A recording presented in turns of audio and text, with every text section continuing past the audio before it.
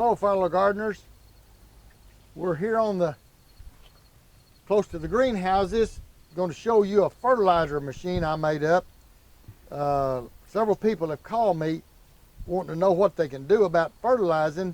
You know, we suggested mixing in a 5-gallon bucket, 5 teaspoons at a time, and 5 gallons of water. But where they've got a lot of these wicking tubs now, some of them got 50 or 100 of them, it takes too long to mix it up 5 gallons at a time, put it in there. So they asked me what I did for these because they knew I had them in long rows. And so anyway, I put this 275 gallon tote on here and hooked me a hose onto it, come off the over the output over there, hooked it up to here, reduced it down and put it up to the little 12-volt pump. I got a little 12-volt pump here. And then got the line on through here that we got a line that comes up here in a T. Now this is a check valve. If I want to put clear water, I can put clear water on and pump clear water in there. But instead, it's got a check valve so it won't come out on me. So then if I don't have anything hooked onto it. And then this is where you go with a water hose, go to water. And then we got a filter right here.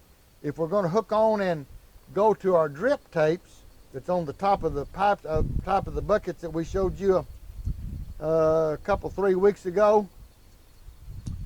And anyway, I've got the hose hooked on today where I can just water down those little pipes through a funnel or on top or something. All I do is I put 275 gallons of water in here. And you say, well, how many teaspoons is that? Well, there's 48 teaspoons in a cup. So you can figure it out. There's about a little less than 6 cups of fertilizer goes in this to make your fertilizer the right ratio.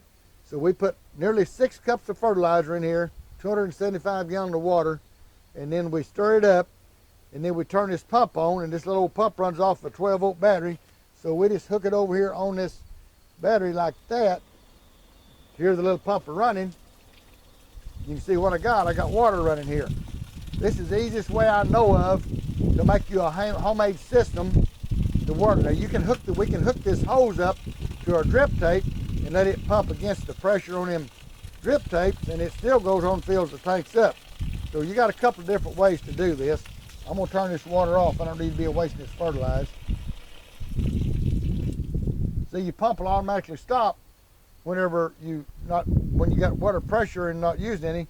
And the instant you turn some water on, it'll go back to running again. It's just a homemade system that works good for us instead of buying an expensive system of some kind. And so I wanted to share that with you this morning, that you can fertilize something like this. You could do it out of a 55-gallon barrel if you wanted to, and put your little 12-volt pump. You could even put a pump that sits down in there, a little sump pump down in the barrel, and pump it out that way. Just any way to get it transferred out of this tank into your wicking tubs. Remember now, you put a teaspoon per gallon, and there's 48 teaspoons in a cup. And so you can figure that out on a whatever size. If you use a 55-gallon barrel, just fill it up about 50 gallons of it and put you a cup of fertilizer in it, stir it up, and you're ready to fertilize that away. And just another homemade rig that I've done, and to show you how to kind of save money and do it the poor boys way. Question, okay? that tote that you have there, if someone wanted to go buy one of those, where would they look? They're around everywhere. I mean, you look on Craigslist, you know, if you're in here in southern Oklahoma, yeah, I have lots of them here I can sell you. We get $80 a piece on these food grade, $40 a piece on the ones that are not food grade, and you could wash them out and then use it. But they're on Craigslist. These are 275 gallon. You can also get a 325, I believe it is, a size bigger than this. But you ought to be able to find them on Craigslist anywhere you are, because there's lots of things being transferred from one state to another in these totes such as this. And it's just a plastic tote in a metal frame, lasts you for years. And that's a 2-inch valve on the end of it, and you just reduce it down to a water hose or whatever you want. I reduced mine down to 1.25 inches and stuck this hose on it, and just anything to suck out of it. I used a a hard hose, it doesn't make any difference. The pressure of this water is going to push it out this way anyway.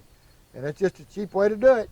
And I hope that helps you. If you have any question, well, give me a call. I'll try to answer them for you. And you know, my telephone number is right below my videos, so you can see it.